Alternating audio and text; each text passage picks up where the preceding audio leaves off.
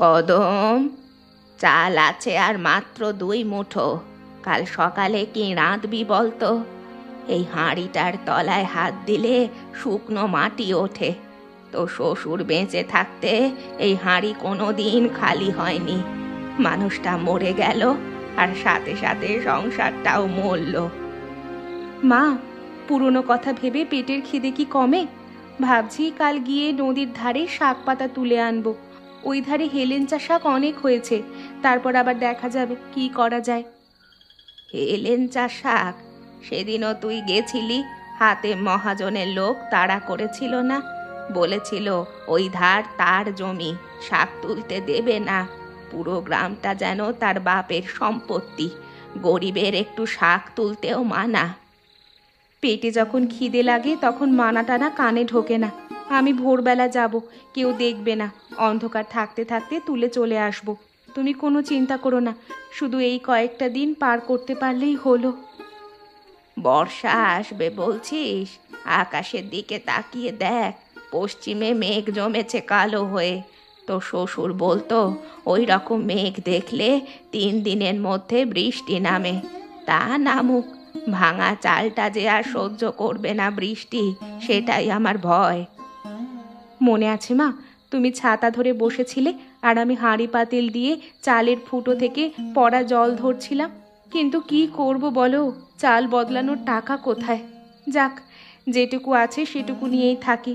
শুকনো মৌসুমে কোথাও কাজ খুঁজবো, কিছু একটা জুটবেই।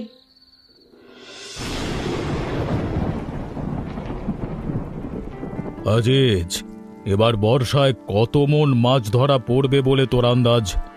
গত বছর তো কম হয়েছিল, এবার যদি কম হয় তাহলে লোকসান গুনতে হবে আমাকে। পুকুরে যে রুই কাতলার পোনা ছেড়েছিলাম সেগুলো কেমন হয়েছে ঠিকমতো দেখছিস তো? মহাজন, পোনাগুলো ভালোই বড় হয়েছে, রুইগুলো হাত দেড়েক লম্বা হয়েছে ইতিমধ্যে। কাতলাও মন্দ না, জল বাড়লে মাছ ভেসে যায়। আমি বলেছিলাম পাড় বাঁধতে, আপনি তো খরচ করতে চাননি, এবারও সেই এই একই অবস্থা। খরচ করতে চাইনি মানে? তুই কি জানিস পার বাঁধাতে কত টাকা লাগে? আমি কি গাছে ধরা টাকা পারি নাকি রে? পুরো গ্রামে বলে দে আমার পুকুরের মাছ কেউ ধরলে জমি থেকে উচ্ছেদ করব। এই গ্রামে আমার কথা ফেলবার সাধ্য কার? এতদিন আমি নরম ছিলাম আর নরম থাকবো না। জি মহাজন, বলে দেব সবাইকে। তবে ওই ফুলমতির ভিটার দিকে একটু নজর রাখা দরকার। ওর বউ কদম বড় চালাকনি, মেয়ে তো বেজায় জবান লড়ায়। বলে শাক পাতাতেও কি মহাজনের নাম লেখা আছে, আমার মুখের ওপর বলে দিল, আমি কিছু করতে পারলাম না। ওই বেহায়া মেয়েটার এত বড় সাহস, মুখে মুখে কথা বলে আমার লোককে। শোন আজিজ, ওদের ভিটেটার দিকে আমার নজর আছে। ওই ভিটের পাশ দিয়ে পুকুরের জল নদীতে নিয়ে যাওয়ায় নালা কাটবো ভাবছি। সময় হলে দেখে নেব। এখন যা, পুকুরের দিকে নজর রাখ, বৃষ্টি আসছে মনে হচ্ছে, এবার জোরে আসবে। জি বাবু, যাচ্ছি।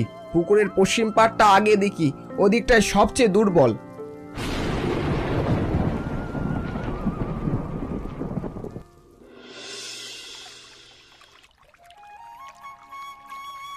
মা, মা, তাড়াতাড়ি এসো। দেখো দেখো, উঠোনে কি আছে? জলের মধ্যে দেখো 2টা মাছ। ওই দেখো, বড় বড় 2টা রুই মাছ জলের স্রোতে ভেসে এসেছে আমাদের উঠোনে। এত বড় মাছ আমি কোনোদিন চোখে দেখিনি। মা, এইদিকে আসো তাড়াতাড়ি।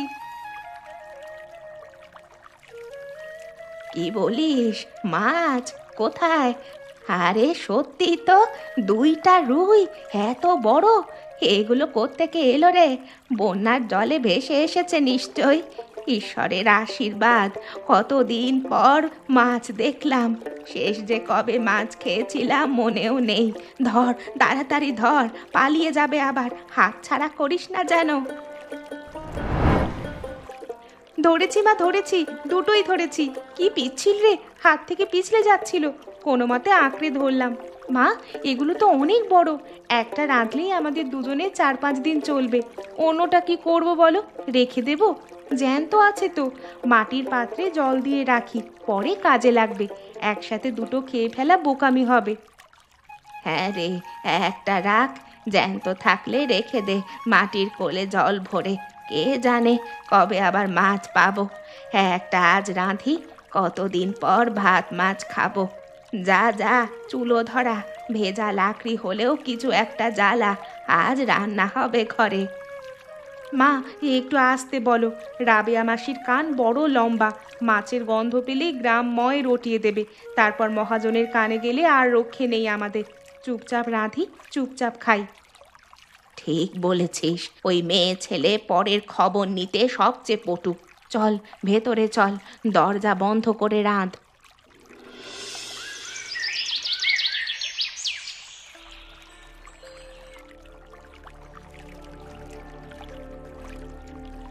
কদম, দরজাটা ভালো করে বন্ধ করেছিস তো? হাওয়ায় গন্ধ যাচ্ছে না তো বাইরে? মাছের ঝোল হলে গন্ধ তো চারিদিকে ছড়ায়। কি করি বল, এতদিন পর মাছ পেয়েছি, রাঁধবো না? না রেঁধে কি থাকা যায়? বন্ধ করেছি মা, কিন্তু এই ঘরের দেওয়ালে তো ইঁদুর এত ফুটো করেছে যে গন্ধ আটকানো মুশকিল। যাকে রাঁধি তো, কত আর লুকাবো? গরিব মানুষ একদিন মাছ খাবে, এটাও কি অপরাধ নাকি? মা দেখো, ঝোলটা কেমন লাল হয়েছে। ছোটবেলায় আমার মা ঠিক এইভাবে রুই মাছের ঝোল রাঁধতো। কদম, তুই ভালো রাঁধিস মা।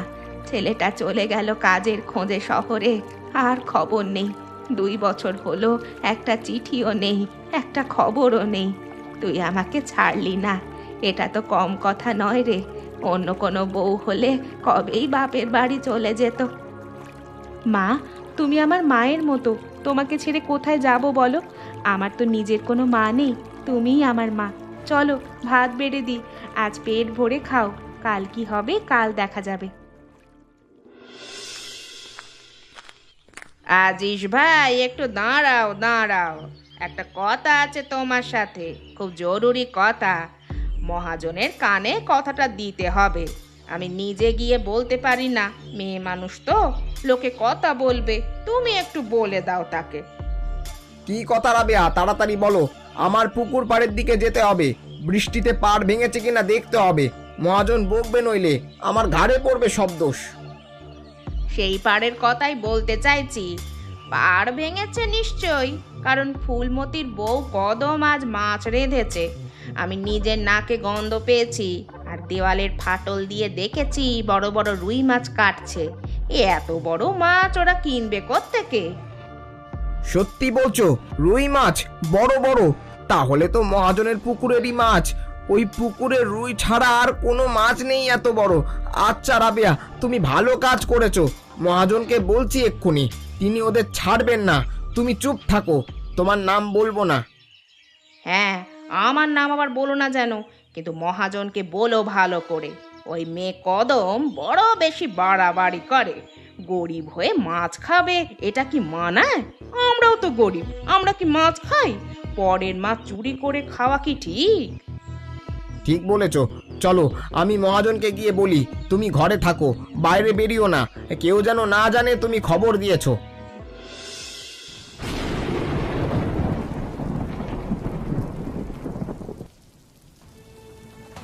মহাজন, সর্বনাশ, পুকুরের পাড় ভেঙেছে। পশ্চিমের দিকটা পুরো ধসে গেছে। কত মাছ ভেসে গেছে বলতে পারবো না। আর একটা খবর আছে, সেটা আরো খারাপ। কি খবর? তাড়াতাড়ি বল, আমার বুক কাঁপছে। পার ভেঙেছে মনে হচ্ছে, মানে মাছ ভেসে গেছে। কত টাকার মাছ? আমি আমি শেষ হয়ে গেলাম। বল আর কি খবর হয়েছে, বল বল বল আমায়। ফুলমতির বউ কদম মাছ ধরে রেখেছে, বড় বড় রুই মাছ আজই ধরে রেখেছে। পাশের বাড়ির লোক দেখেছে, মাছের গন্ধ পেয়েছে। আপনার পুকুরের মাছ ভেসে ওদের ভিটে গেছে, আর ওরা সেটা গিলে খেয়েছে। আপনার সম্পত্তি, আপনার মাছ, একটু ভয় ডর নেই ওদের? কি বললি? আমার মাছ ধরে খেয়েছে? ওই ভিখিরি শাশুড়ির বউয়ের এত সাহস! আমার মাছ আমি রেহাই দেব না। এক্ষুনি যাবো ওদের ভিটে, ধরে আনবো মাছ, আর ওদের দুজনকে গ্রাম থেকে বের করে দেব। এতদিন ভিটেটা দখল করতে পারিনি, আজকে একটা বাহানা পেলাম। চল চল চল, আজিজ এক্ষুনি চল, এই মুহূর্তটা এক মুহূর্ত দেরি করা যাবে না। মহাজন, বৃষ্টি হচ্ছে খুব, রাস্তায় জল, স্রোত জোরে। একটু থামুন, বৃষ্টি কমুক, কাল সকালে গেলেও তো হয়। ওরা পালাবে কোথায়? ভাঙা ভিটে ছাড়া ওদের আর কিছুই নেই এই দুনিয়ায়। একটু সবুর করুন মহাজন। না না, কাল পর্যন্ত অপেক্ষা করব না, এক্ষুনি যাব। বৃষ্টি আমাকে আটকাতে পারবে না। আমার মাছ খেয়ে ওরা আরাম করবে আর আমি বসে থাকবো। চল চল, একটু দেরি করিস না, চল। জি মহাজন, আপনি বলেছেন তো চলুন, তবে রাস্তায় সাবধানে চলবেন, জল অনেক বেড়েছে। আজিজ, হাতটা ধর, পা পিছলে যাচ্ছে। এই স্রোত, রাস্তাটা কোথায় গেল? সব তো জলের তলায়। ওই সামনে ফুলমতির ভিটা আর কতটুকু পথ, কিছুই দেখতে পাচ্ছি না অন্ধকারে। মহাজন, আমি বলেছিলাম না আর যাবেন না। দেখুন স্রোত কেমন বাড়ছে, এক কোমর জল হয়ে গেছে। এই অন্ধকারে স্রোতের মধ্যে পড়লে শেষ। ফিরে চলুন, কাল আসবেন। মহাজন শুনছেন? মহাজন, কোন দিকে যাচ্ছেন? ওদিকে গর্ত আছে।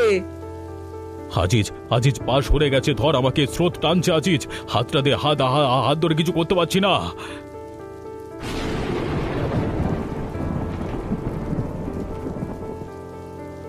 মহাজন, কোথায় গেলেন? মহাজন, স্রোতে ভেসে গেলেন? মহাজন, আমি কিছু করতে পারছি না, আমাকেও স্রোত টানছে। কেউ আছো? কেউ শুনতে পাচ্ছ? সাহায্য করো। মহাজন ভেসে গেছেন, কেউ নেই?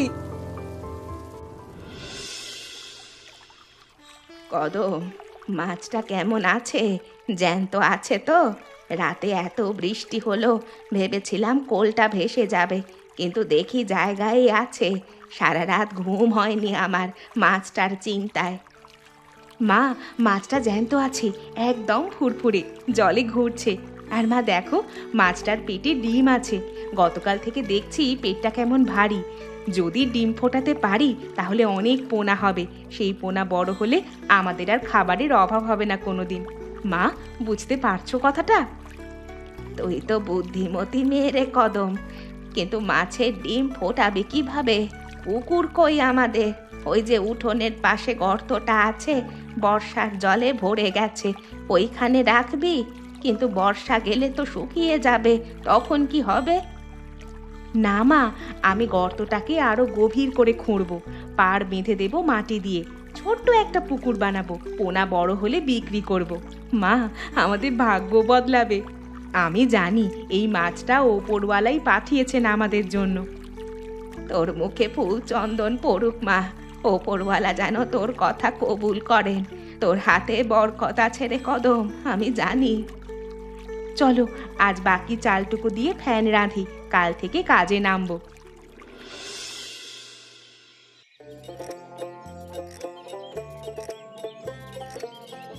মা দেখো, দেখো কত পোনা, গুনে শেষ করতে পারছি না। 100, 200, 300, আরও বেশি হবে মনে হয়। ডিম থেকে সব ফুটে গেছে, ছোট ছোট সোনার টুকরোর মতো দেখতে, জলে একেবারে কিলবিল করছে। মা, মা, আমাদের কপাল ফিরেছে গো, দেখো কেমন চিকমিক করছে রোদের আলোয়। আমি তো চোখে দেখেও বিশ্বাস করতে পারছি না রে, এই ভাঙা ভিটায়, এই গর্তে এত মাছ।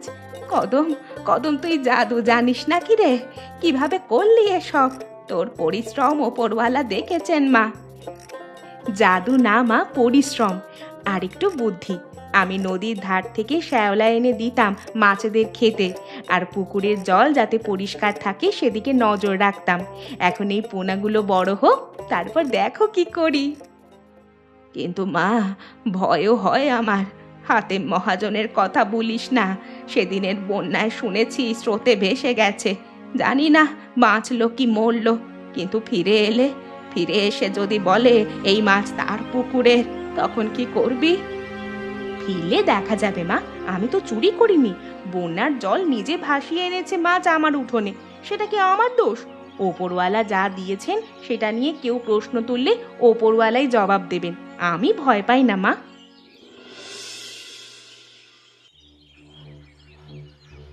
কদম, একটু মাছ দেবে? আমার ঘরে অতিথি এসেছে, মাছ ছাড়া পাতা সাজাবো কিভাবে? তুই তো এখন মাছের রানী হয়ে গেছিস গ্রামে, সবাই তোর কাছে আসে মাছ কিনতে। কে জানতো ওই ভাঙা ভিটায় এত বড় ব্যবসা হবে? তোর বুদ্ধি তো কম না রে কদম। রাবেয়া, মাছ তো দেব, কিনতে হবে। বিনে পয়সায় কিছু হয় না এই দুনিয়ায়। আপনি তো সেটা ভালোই জানেন। সেদিন তো আমার মাছ রাঁধার খবর দিয়েছিলেন মহাজনের কানে, সেটা ভুলে গেছেন? আমি কিন্তু ভুলিনি। কি বলিস কদম? আমি কবে খবর দিয়েছিলাম? কে বলেছে তোকে? আমি তো কিছু জানি না, ওসব মিথ্যে কথা। আমি তো তোদের ভালোই চাই সব সময়। আমার নামে বদনাম করেছে কেউ। গ্রামটা ছোট, কথা লুকায় না, দেওয়ালেরও কান আছে, আপনি তো সেটা ভালোই জানেন। যাক, যা হয়েছে হয়েছে, আমি সেসব মনে রাখি না। মাছ নাও, দাম পরে দিও, কিন্তু একটা কথা মনে রেখো, গরিবের পেটে লাথি মারলে সেই লাথি নিজের পেটেই ফেরে। ওপরওয়ালা সব দেখেন, সব শোনেন। হ্যাঁ রে মা, তুই ঠিকই বলেছিস। আমি ভুল করেছিলাম, হিংসায় পড়ে করেছিলাম। মানুষই তো ভুল করে। আমাকে মাফ কর। এই নে টাকা, পরে দেব বলে আমার স্বভাব নেই। মাছ দে দুইটা ভালো করে, বড়গুলো দিস, ছোটগুলো দিস না যেন। এই নাও, ভালো মাছ দিচ্ছি।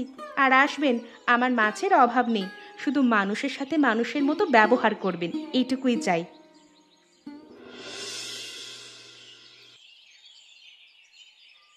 মা, আজ বাজারে 3 মণ মাছ বিক্রি হয়েছে, সব রুই কাতলা, বড় বড় মাছ। লোকে বলে কদমের মাছের স্বাদই আলাদা।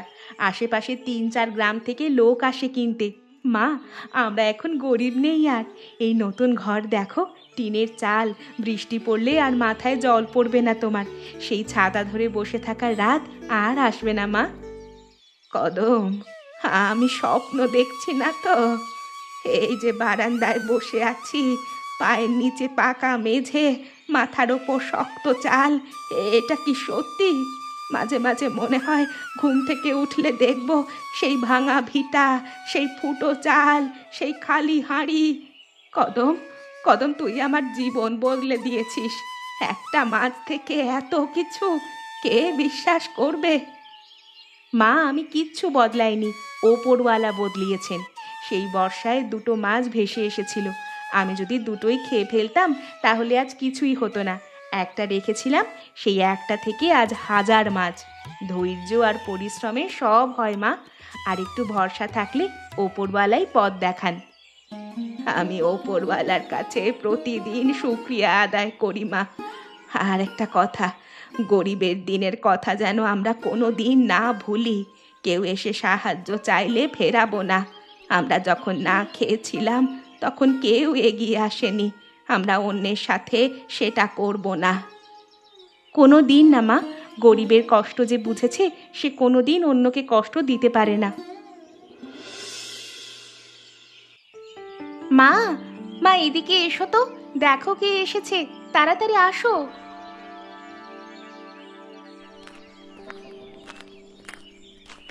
কে রে? আরে, এ তো হাতেম মহাজন। তুমি তুমি বেঁচে আছো? সেই বন্যায় তুমি ভেসে গিয়েছিলে, সারা গ্রাম বলা বলি করেছিল তুমি যে আর নেই। এতদিন কোথায় ছিলে? আর এ কি হাল তোমার? কোথায় তোমার সেই গদি, সেই হুঁকো, সেই জমিদারি? এই ছেঁড়া কাপড়ে, হাড্ডিসার চেহারায় তোমাকে তো চেনাই যাচ্ছে না। তুমি কি সেই হাতেম মহাজন? ফুলমতি, আমাকে একটু জল দাও। 3 দিন কিছু খাইনি। সে বন্যায় স্রোতে ভেসে গেলাম কত দূরে জানি না। কোনো মতে একটা গাছের ডাল ধরে বেঁচেছিলাম। সারা রাত ওই ডালে ঝুলেছিলাম, ভেবেছিলাম আর বাঁচবো না। তারপর অচেনা গ্রামে গিয়ে ভিখিরি হয়ে ঘুরেছি। মহাজন, ভেতরে আসুন, বসুন, জল খান, ভাত খান। আজ আপনার পেটে খাবার যাবে, কেউ আমার দরজা থেকে না খেয়ে ফিরবে না, সে যেই হোক। হ্যাঁ হাতেম, ভেতরে আসো, দাঁড়িয়ে থেকো না রোদে। তোমার চেহারা দেখে বুক ফেটে যাচ্ছে। যত দোষী করে থাকো, মানুষ তো, না খেয়ে থাকবে সেটা দেখার আমার সাধ্য নেই। কদম, এ মাছ, এ রুই মাছের ঝোলে, এটাই কি সেই মাছ? মানে সেদিন যে মাছ ভেসে এসেছিল তোদের উঠানে, আমি যে মাছের জন্য তোদের শাস্তি দিতে এসেছিলাম সেই মাছ। এই ঝোল খেতে খেতে, এই ঝোল খেতে খেতে আমার চোখ দিয়ে জল পড়ছে, লজ্জায় অনুতাপে। হ্যাঁ মহাজন, সেই মাছেরই সন্তান এটা। 2টো মাছ ভেসে এসেছিল সেদিন। একটা রেঁধে খেয়েছিলাম, কারণ পেটে খিদে ছিল। 3 দিন কিচ্ছু খাইনি তখন। আর একটা রেখে দিয়েছিলাম, সেই মাছটার ডিম ফুটিয়ে পোনা বানিয়েছিলাম। সেই পোনা থেকে আজ হাজার হাজার মাছ। আমার পুকুর, আমার ব্যবসা, আমার এই নতুন ঘর, সব ওই একটা মাছ থেকে। আপনি সেদিন আমাদের শাস্তি দিতে আসছিলেন, সেই রাতেই ওই স্রোতে পড়লেন। ওপরওয়ালা আপনাকে আটকালেন আর আমাদের দিলেন এই সম্পদ। আমি কোনো রাগ রাখিনি মহাজন, সেই কথা আমি কবেই ভুলে গেছি। কদম কদম, আমি অপরাধী। আমি গরিবকে অত্যাচার করেছি সারা জীবন। শাক পাতা তুলতে দিইনি, নদীর পাড়ে যেতে দিইনি, মাঠে ঘাটে নিজের দখল বসিয়ে রেখেছিলাম। তোদের ভিটে দখল করতে চেয়েছিলাম, তোদের মাছ ধরবার জন্য শাস্তি দিতে গিয়ে নিজেই শাস্তি পেলাম। ওপরওয়ালা আমাকে শিক্ষা দিয়েছেন। ভিক্ষা করে বুঝেছি গরিব হওয়া কতটা কষ্টের, না খেয়ে থাকা কত কঠিন। আমাকে ক্ষমা কর তোরা। আমি জানি ক্ষমা পাওয়ার যোগ্য নই, কিন্তু আর কোথাও যাওয়ার জায়গা নেই আমার। একটু আশ্রয় দে কদম, তোদের পায়ের কাছে পড়ে থাকবো। কোনো অভিযোগ নেই আমার, কোনো দাবি নেই। হাতেম, ওঠো, মাটি থেকে ওঠো, এভাবে পায়ে পড়ো না। আমরা গরিব ছিলাম, গরিবের কষ্ট আমরা জানি, তাই কারো কষ্ট দেখলে ফেলতে পারি না। আমরা যখন না খেয়েছিলাম তখন কেউ একটু চাল দেয়নি, একটু শাক দেয়নি, সেই কষ্ট আমরা কাউকে দেব না। তুমি থাকো এখানে। কদম, ওকে পেছনের ঘরটায় জায়গা দে, কাজ করবে, খাবে, থাকবে। এই গ্রামে কেউ না খেয়ে থাকবে না যতদিন আমরা আছি, সেই হাতে মহাজনই হোক আর যেই হোক। মা ঠিক বলেছেন মহাজন, ভুলে যান পুরনো কথা, নতুন করে শুরু করুন। সেই বর্ষায় দুটো মাছ ভেসে এসেছিল আমাদের ভাঙা ভিটায়। একটা আমাদের পেট বাঁচিয়েছিল, আরেকটা আমাদের জীবন বদলে দিয়েছিল। আজ সেই মাছই আপনাকেও বাঁচাচ্ছে। এটা জোড়া মাছের বরকত বলুন, ওপরওয়ালার রহমত বলুন, যেটাই বলুন, এটাই সত্য যে গরিবের ধৈর্য আর পরিশ্রম কোনো দিন বৃথা যায় না, আর অন্যায় করলে তার ফল ভোগ করতেই হয়, আজ নয়তো কাল। কদম কদম, আমি সারা জীবন মনে রাখবো এই কথা। আজকে থেকে আমি নতুন মানুষ। তোদের পায়ের ধুলো নেওয়ার যোগ্য আমি নই, তবু তোরা আমাকে জায়গা দিলি। এই ঋণ শোধ হবে না, কোনোদিন কোনোদিন শোধ হবে না। ঋণ টিন কিচ্ছু না হাতেম, মানুষ মানুষের জন্য, এইটুকু মনে রাখলেই চলবে। চলুন মহাজন, আর একটু ভাত নিন, পেট ভরে খান আজ। এভাবেই আমরা বেঁচে থাকবো। আর তোমরা এইভাবে সবাই মিলেমিশে থেকো এবং আমাদের চ্যানেলটা সাবস্ক্রাইব করে আমাদের সঙ্গে থেকো।